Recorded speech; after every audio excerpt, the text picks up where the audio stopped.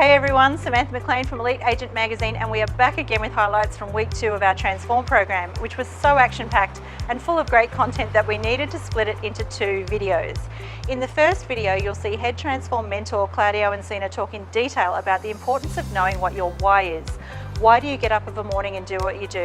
When the going gets tough and you have to make one more prospecting phone call or go to one more appraisal or update one more contact, what is the thing that will actually give you the push to do what needs to be done to provide the consistency that you really need to become a pro, as we discussed with John McGrath in week 1. This week, Claudio also spoke about his personal why, and I can tell you there are a few teary eyes in the house. Claudio then spoke about the ideal week and how routine can set you free, saving you time, and giving examples of some of the activities our Super 6 should be looking at and how they should plan out their days to suit themselves. Here are some of the highlights. Having you guys to really understand what your why is. You know, it's the first thing I normally, when I sit down with a client, is I want to know why you do what you do. And we spoke a little bit about that, and you know, John said if you've got clarity around your why, it will get you through, because I know for a fact that, you know, willpower will get you so far, but your why power will get you through life, okay? And I speak to a lot of agents, and I will say they struggle with finding their why, and sometimes it's your own story that you own, but we don't own it, we run away from it sometimes, and each of you may have a story. And let me tell you, the why doesn't have to be a bad thing, because sometimes I heard a couple of things, people struggle, you know, they've had adversity, but you can turn your adversity into your advantage. That's the way I really look at it. And for me, it's like, I never want to be under financial stress again, okay? So I'm very clear of where I want to be now. Never want to see my wife in hospital again. Never want to see the kids, you know, unhappy. So I want you over, you know, the next week, and you know, you've got some homework to do. I want you to think about your why. And it could be something like that. And I get it from different people. You know, I've had agents that have shown me in their bank account, like they've got 20 cents. 20 cents. He said, Claude, I don't even know how I'm going to get petrol in my car. And this guy's, that adversity, that same guy I'm talking to you right now, he's on track to write 500 grand GCI. Why? Because he never wants to have 20 cents in his bank account again, right? Because he understands and he owns that story, never want to be there. Because he knows what got him there. Like I know what got me to that point with my wife where we got to. Never want to be there. So I really want you to recognise your why and write it down, because willpower is not enough. Your why power makes you move mountains, you know, you become unconquerable, but your mindset just changes. You know, we've all heard it. Tony Robbins says, you know, 80% of the mindset is your success. So it's what you self-talk and what you feed, and what we've been talking a little bit about this morning is so crucial. So part of your homework, I want you to write down your why. And if it's a little bit your story, you've got to start with the words, when I was. So when I wrote mine, when I was 38 years of age. I came home on April 10, 2010. And you just heard my story. And here's the thing. After you've written it, you may want to sum it up in one word. Because you know what? That one word, when I don't feel like doing anything, I go chance. Okay? I don't want to get up in the morning, go to the gym. I go chance, come on. And I do it. It just moves me straight away because I know that story. And it moves me. But the why could be different for everybody. You just don't want you know, I heard another guy's why was as a positive story. You know, he had a plan to be, you know, a professional footballer, you know, in NFL. And he told me his story and his why. He's part of our mentor group. But that was his why from the 8 years of age. So it's not about it has to be adversity, but it has to be something of a story that you own. Okay? And that may help you with understanding your why a little bit, because I find a lot of agents struggle to find their why. Their why is like, I want to drive a nice car, I want to have holidays. That's all good, because that's what I was saying to John, my coach. He goes, no, tell me your last defining moment. Okay? He goes, own that, and I know you don't want to be there again. He goes, no. I said, no way. Okay? So I hope that sort of helps. Okay, ideal day and week. Okay, here's the thing. Ideal days and weeks have been around since I was selling real estate back in the 90s. Nothing has changed. But one thing I do know about ideal days and weeks is they're very colourful. They look great. They're always in people's workstations, you're right, you know. 9 till 10:30 prospecting. Where's Johnny? I think Johnny's in the cafe somewhere. I think he's going to wash his car. And that's as far as they get to. And I always find, I think you need to understand, why don't they work? But really is that what I found, and we talk about ideal days and weeks, is really, I find it's about having rhythm in your life every day, okay? Because, you know, ideal days and weeks just in business, I think is good, but also know, and we spoke a little bit, today, John saying like, there's a lot of divorces and everything else, highly people successful, but disengaged with their family, disengaged with their partners, because it's all like work, work, work. And if you really want to have true happiness, I think it's around the 5 equities of your life, having good health, good business career, where you're going with, your spiritual, your finances, your wealth, and your family and personal goals. And that's what you really want to get the rhythm around every day. So when you're talking about an ideal day and week, what's worked for me is really about measuring each day, and I do this every day, and I do this with all my clients. It's about, what does it look like for you to actually look like and feel like in rhythm? And that's what I really want to show with you today. And I'm going to pull this up here in a moment. And this is typical of like what I would look at. So if you can just see here, guys, sorry. I'll just open it up a little bit bigger there. So, rise and shine. I think you're going to see Tom Panos in a few weeks' time. He says, routine will set you free. I'm a big believer in that. The more you have routine in your life, the more you feel like you're in control, and the more you feel like you have the power. So, this guy here is just a client of mine, rise and shine to 5 a.m. He must be in the 5 a.m. club, right? So, next thing, he loves having a coffee. I love having a coffee in the morning, right? So that's me being in rhythm. Okay, I can't start my day without having a coffee. But if that's important to you, put it down. You know why we have ideal days and weeks and they don't work? Again, we're on a level of unconscious versus a level of being conscious. And I'm going to teach you how you can work this into your day, okay? So hydration is so important. Managing your energy, managing how you feel, right? If you're drinking 1 or 2 coffees a day and you're only drinking that amount of water in the day, that's not good for you, okay? Our bodies are made of 70% of water, so important for me is having 2 litres of water a day. I've got a book of ideas. This guy likes to go to the gym 5 times a week, 6:30 a.m., 1 hour, and you can see he's got yes, yes, yes. Stretch, 10 minutes. Guys, does anyone meditate here? Yeah, beautiful, Zach, great. I'm going to encourage you to, start your day after a gym session or before. Meditation, remember John said being pro? Okay, this is about being pro. When I say meditation, I'm not saying like however you want to work it. I just have some really cool like low music that after a good gym session, I listen to and I stretch in between my meditation. But I'm also like just talking to myself. I normally, the question I ask myself, what is the purpose of today? What is my purpose today? Okay, because when you ask yourself a great question, John said, he said you tend to get a pretty good answer. Okay, so what is my purpose? And I start thinking of the things I want to, achieve today. This guy here, Profit Zone, 9:30 to 11:30. So 2 hours. I hate the word prospecting. Sorry, to me it's like a dirty word. But Profit Zone for me is like I'm there to meet new people and make profit in my business, right? So I just changed my terminology. Like what we say to ourselves. Like prospecting, I used to put hairs on my back. I'm going into the Profit Zone. I was like, whoa, I'm excited now. So it's just my change of thinking. But if you want to write prospecting, please feel free to. That's my thinking. But Profit Zone is what I like. 30 minutes personal development. John said, are you a pro? Are you reading Elite Agent magazine? Are you listening to a podcast in the morning? Or are you listening to trashy radio? And I'm being honest, like, okay, so podcasts. So I've got their personal development, 30 minutes a day, really important. Role playing warm up. I couldn't, like, I'm being really nice with this guy, but, an agent like you guys, I used to do 30 minutes a day. My scripts, my dialogue, that's my tools. I'm going out there every day. I want to be the Kobe Bryant that when I got the opportunity, a listing opportunity, man, I don't want to miss. I want to win every time. So I'd role play my presentation 3 times a week.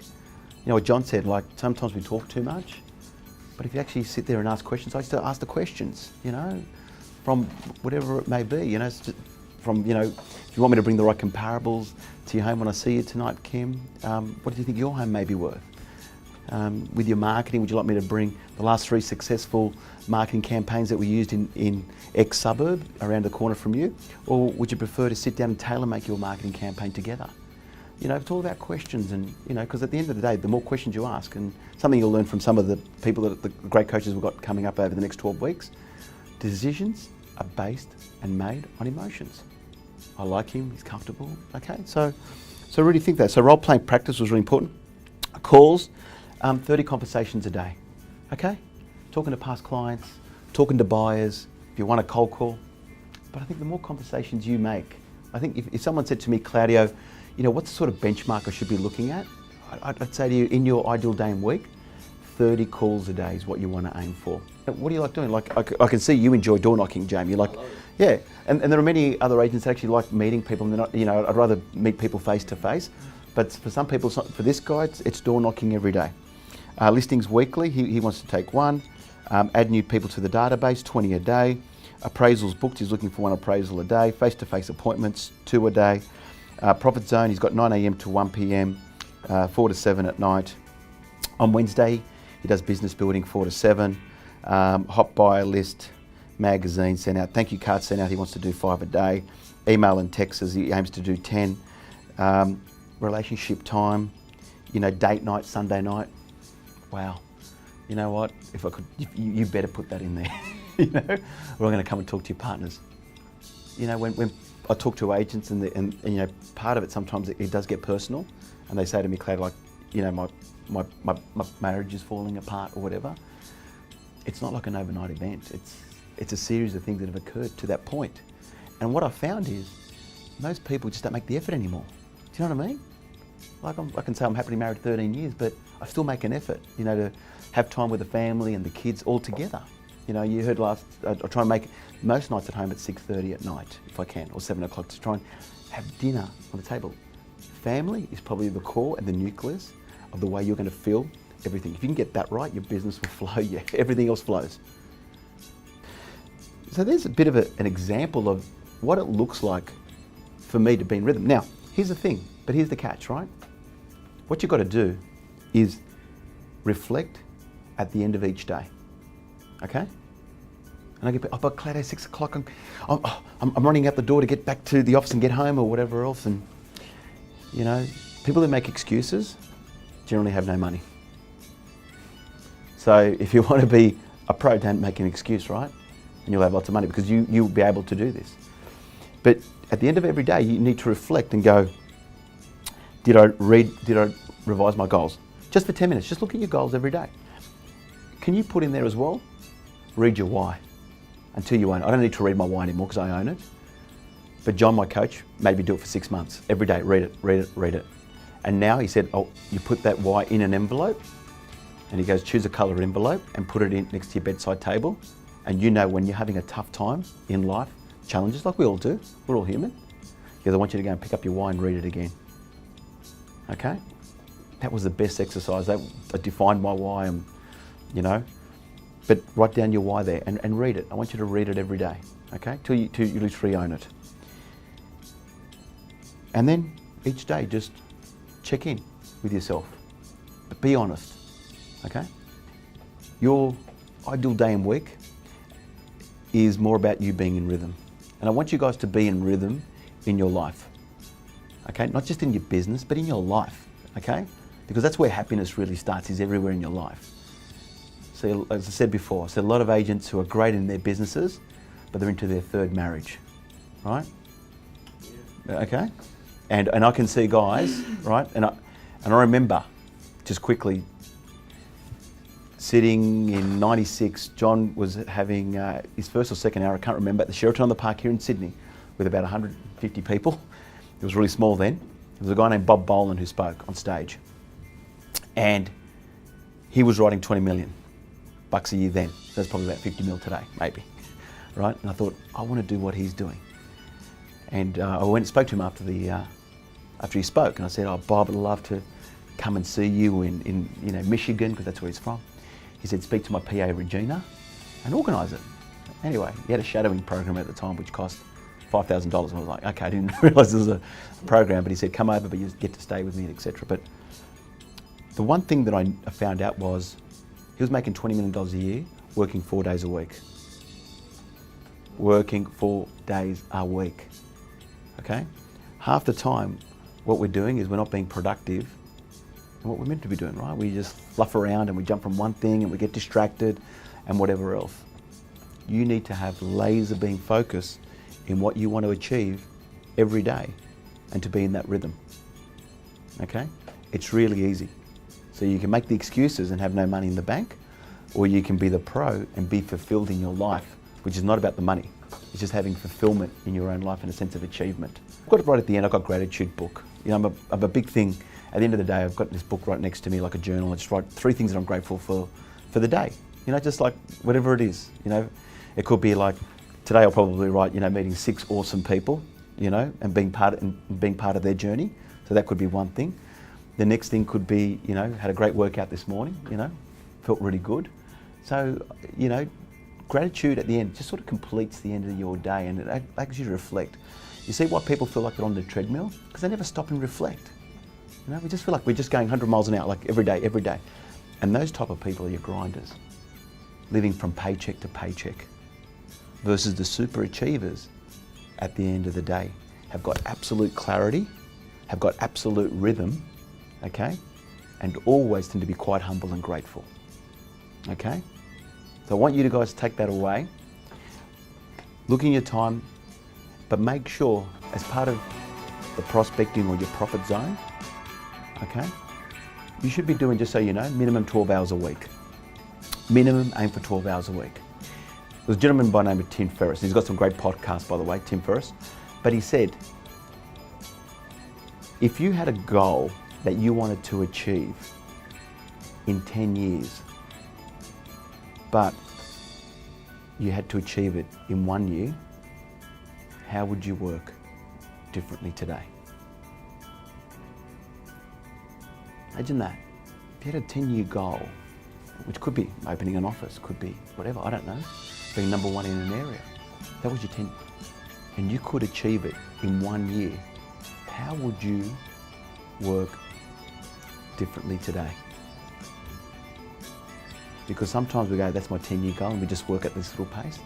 And I think that's what John was referring to.